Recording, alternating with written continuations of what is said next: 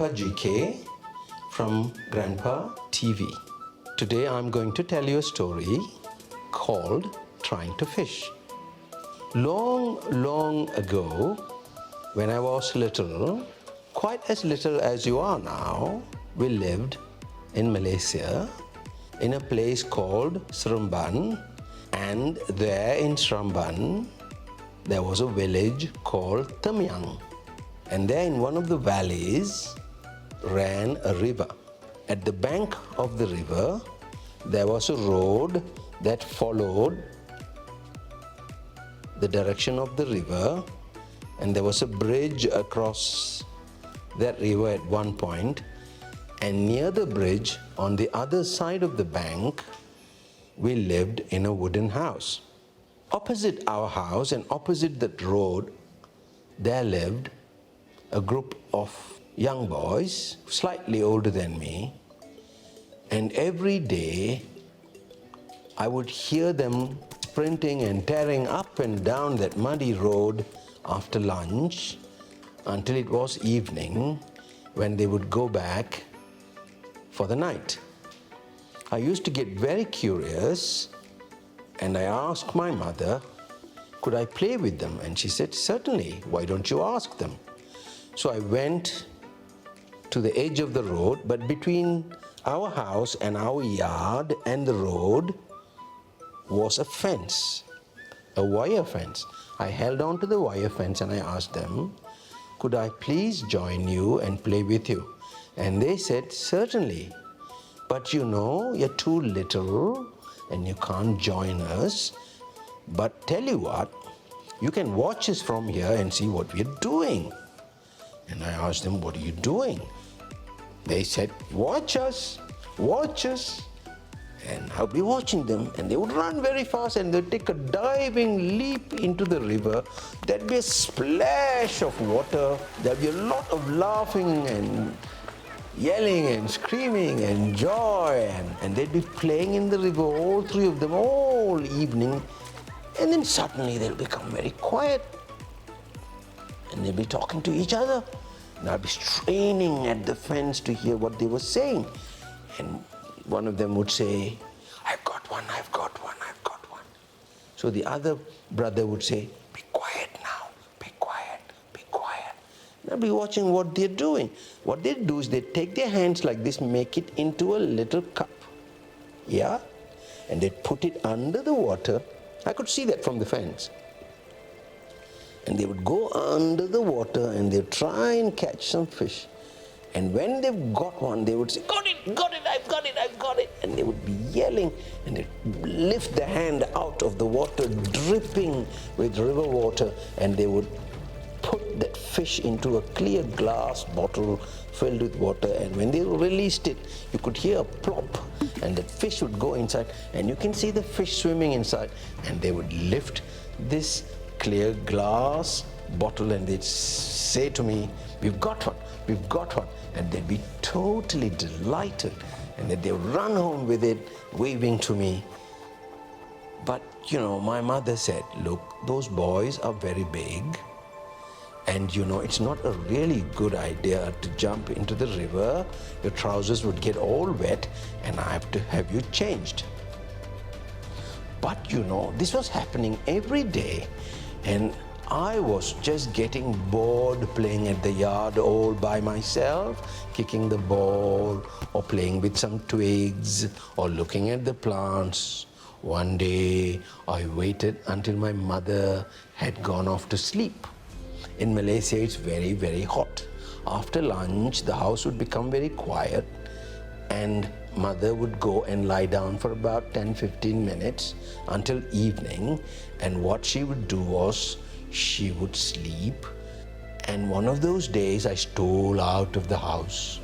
I closed the door quietly, but it was creaking, so I did it very quietly, and I tiptoed out of the house, dashed across our front door, through the gate, across the road, and near the river, And when I got there, I was delighted.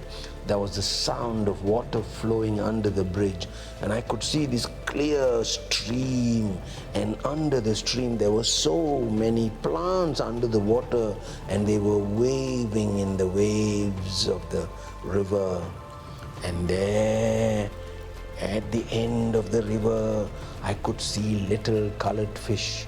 Some had yellow bodies, others were black, some had very shiny turquoise, blue, neon tails that they whipped past. And I was watching this and I got very curious. And I put one foot into the river thinking it was shallow.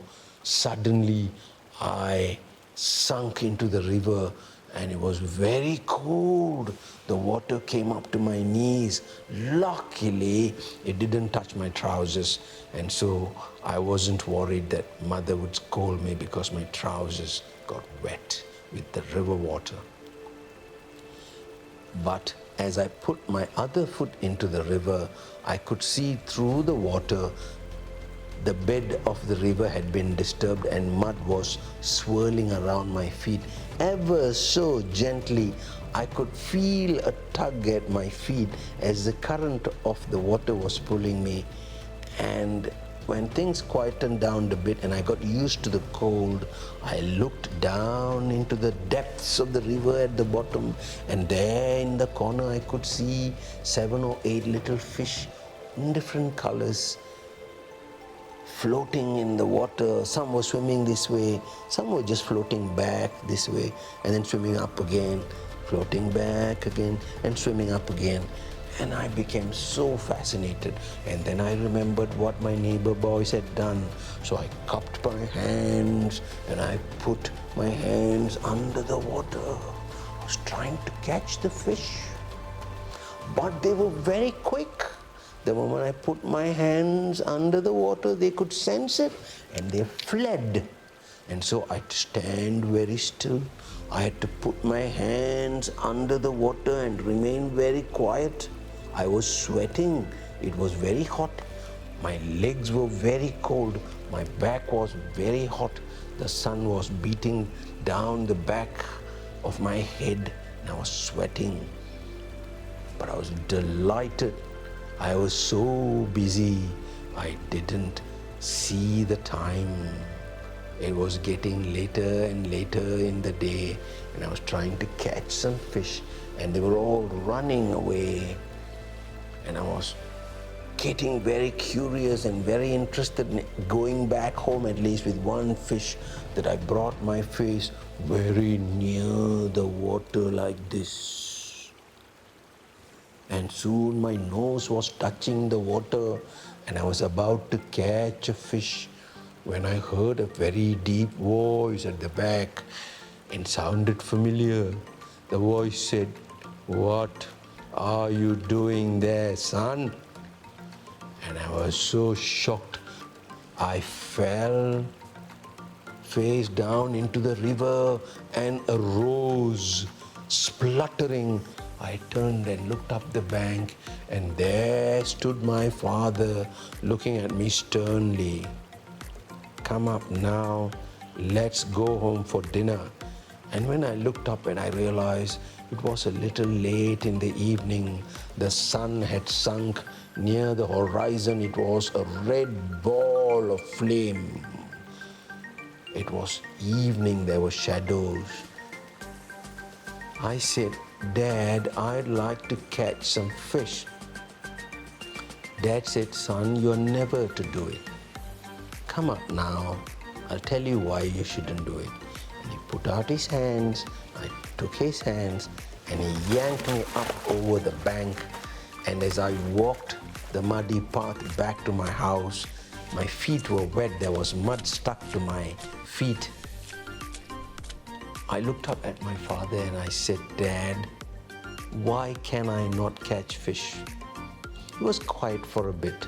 We were walking and he said, "Imagine one day you're living in the house, you're having some food, and suddenly a giant appears from nowhere.